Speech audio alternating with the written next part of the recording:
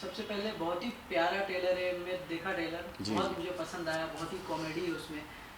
मैं जानना चाहूँगा आपको किस तरह का रिस्पांस आ रहा है कंजूस मजनू खर्चीली खर्चीली लैला मूवी का नाम। रिस्पांस टचवुड बहुत ज़्यादा अच्छा आ रहा है, क्योंकि उन लोगों से रिस्पांस आ रहा है जो क्रिटिकली फ़िल्मों को देखते हैं। और मेरा तो सारा सर्कल इंडस्ट्री के लोगों में से है, मतलब जो राइटर्स हैं, डायरेक्टर्स हैं। और जब उन लोगों से जो बहुत अच्छा काम कर रहे हैं इंडस्ट्री में, और ख़ासकर पिछले 15-20 साल से सिर्फ कॉमेडी ही कर रहे हैं, जब वो लोग कहते हैं कि राजीव, ये ट्रेलर कुछ डिफरेंट आया है और ये तुझे अलग लीग में लेके जाएगा, तो सुन के बड़ी खुशी होती है। और सच में मतलब इतनी गारंटी दे सकते हैं कि ये फ़िल्म जो भी देखेगा कम से कम शिकायत वाला मुंह लेके बाहर नहीं आएगा। हमने कंजूसी की है फ़िल्म बनाने में, यानी कि जो करेक्टर है वो कंजूस हैं, लेकिन एंटरटेनमेंट में जो हमारे राइटर हैं, डायरेक्टर हैं, उन्होंने कोई भी कंजूसी नहीं की है, वो भर भर के है। और फिल्म की सबसे खासियत है जो इसका एंड में एक मैसेज है जो हमने छिपा के रखा ट्रेलर में, वो जब सामने आता है कि ये कंजूसी क्यों करता है, मुझे लगता है कि अगर समाज उसका 10% भी अपने हिस्से में ले गया तो ये सोसाइटी में चेंज ला सकता है। राजीव, साथ ही में ये भी जानना चाहूँगा किस तरह का कैरेक्टर से किरदार के बारे में बताना चाहोगे आप? पहले मैं ये ज़रूर बताना चाहूँगा कि ये जो हमारी फ़िल्म है ये तो बाइलिंगुअल बनी है, और पंजाबी और हिंदी दोनों में है। और अभी हम इसे पंजाबी सर्कल में और दिल्ली तक रिलीज़ कर रहे हैं। और अगर ऊपर वाले ने चाहा, ज़रा सा भी अच्छा रिस्पांस आ गया, तो नेक्स्ट जो हमारी प्लानिंग है वो हिंदी थ्रू आउट इंडिया में रिलीज़ करने की है। और जिस तरह का कैरेक्टर मैंने किया है, आप देखेंगे कि मैं मतलब अगर पंजाबी इंडस्ट्री को कहना चाहूँ तो ये कहना चाहूँगा, मतलब जो बॉलीवुड है वहाँ तो ये चल रहा है कि छोटे शहरों की फ़िल्में, एक पारिवारिक फ़िल्में जिसमें रोम कॉम फैमिली एंटरटेनमेंट का नाम दिया जाता है, ये उसी जोन में है फ़िल्म।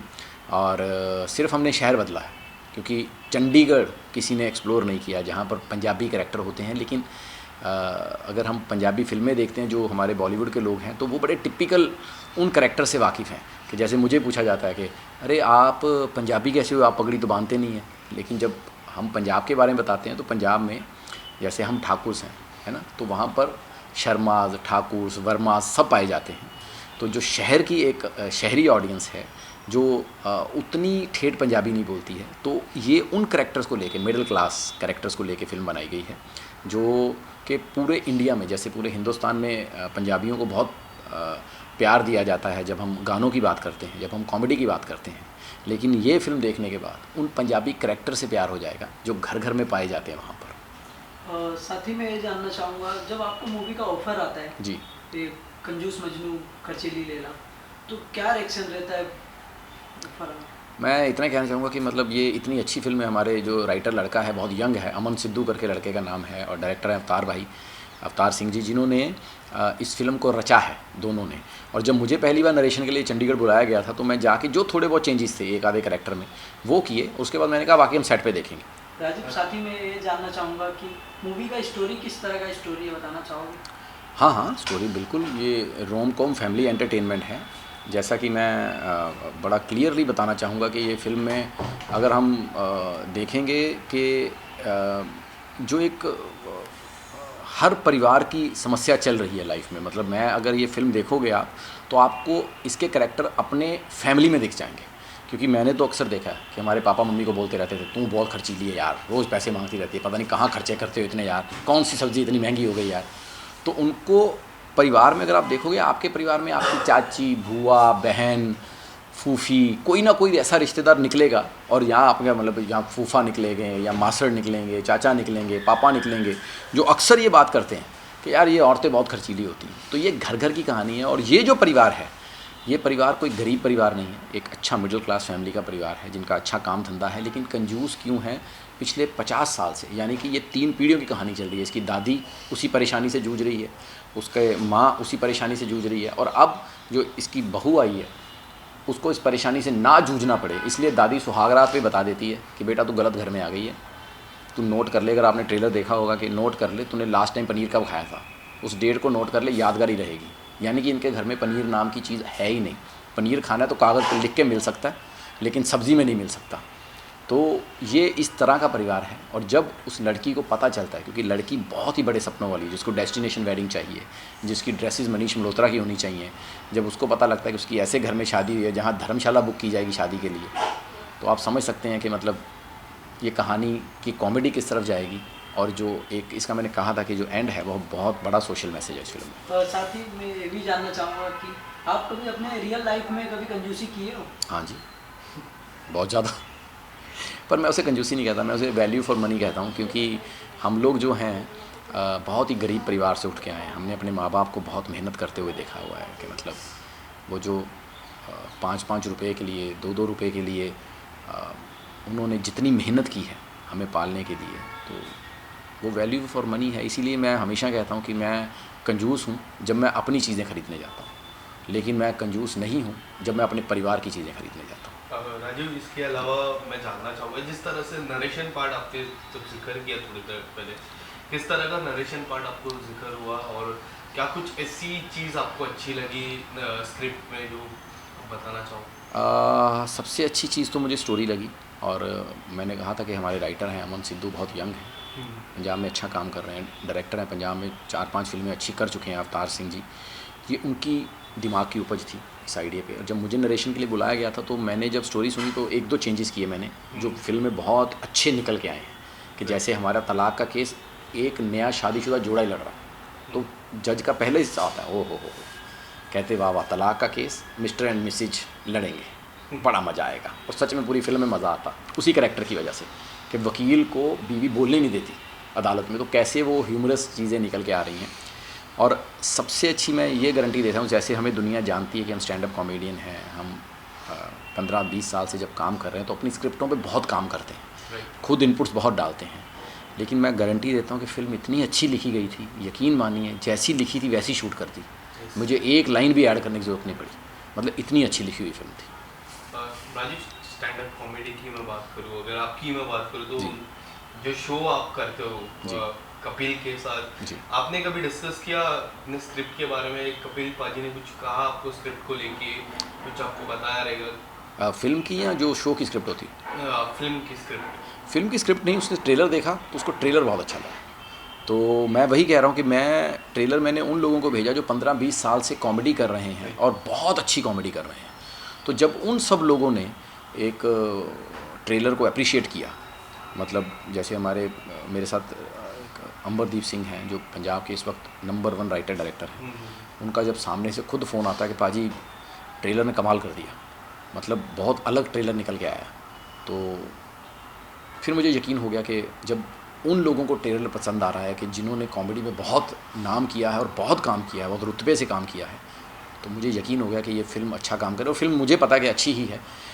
जो भी फिल्म देख के आएगा, ये मैं 100% कहता हूँ कि बिना शिकायत के आएगा, और इसका वर्ड ऑफ माउथ बहुत अच्छा जाने वाला। कोई ऐसी चीज़ अगर आप बताना चाहोगे जो हम फिल्म से सीखने मिलेगी?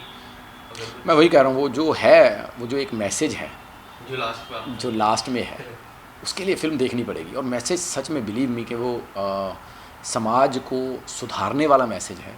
और जब आपको पता चलेगा कि जो हीरोइन पूरी फिल्म में हीरो से इसलिए नफ़रत करती है कि ये कंजूसी क्यों करता है, जब उसका ओरिजिनल रियल रीज़न पता चलेगा कि ये परिवार क्यों कंजूसी करता है, आपको पूरे परिवार से मोहब्बत हो जाएगी। टाइटल पहले से डिसाइड हुआ कि शूट के वक्त डिसाइड, या फिर आफ्टर दैट? नहीं, टाइटल इसका पहले रखा गया था कंजूस मक्खी चूस, लेकिन वो टाइटल शायद किसी और के साथ रजिस्टर था, तो फिर हमने ये टाइटल रखा कंजूस मजनू खर्चीली लैला। और मुझे लगता है ये ज़्यादा अच्छा निकल गया है, क्योंकि जहाँ भी इंटरव्यूज़ हो रही हैं, जहाँ भी मतलब जो हम रेडियो पे इंटरव्यूज़ दे रहे हैं, सब कर रहे हैं, तो सबको टाइटल में बड़ा मज़ा आ रहा है कि यार टाइटल बड़ा अलग और यूनिक सा है जी। और लैला मजनू तो एक ऐसी लव स्टोरी देखने मिलती है, क्या हम कॉमेडी के साथ लव स्टोरी भी देखने मिलती है लैला मजनू की? 100% लव स्टोरी है। मैं वही कह रहा हूँ कि ये 3 पीढ़ियों की कहानी है। कि एक दादी है, एक माँ है और एक मेरी हीरोइन है, तो इन तीनों की कहानी है। तो मेरी कहानी में लव स्टोरी है ओरिजिनल, जो मैंने कहा कि रोमांटिक कॉमेडी। मैं एक सीन बताता हूँ, बहुत अच्छा सीन बन पड़ा था फिल्म में, कि मतलब ये इतना कंजूस आदमी है कि पहली डेट पे जब लड़की को लेने जाता है तो शॉट खुलता है तो पार्क में दरी बिछी हुई है और आगे घर का टिफ़िन खोला हुआ है, तो हीरोइन देख के उसको ऐसे ही देखती है, ये खाएंगे, ऐसे देखते हैं,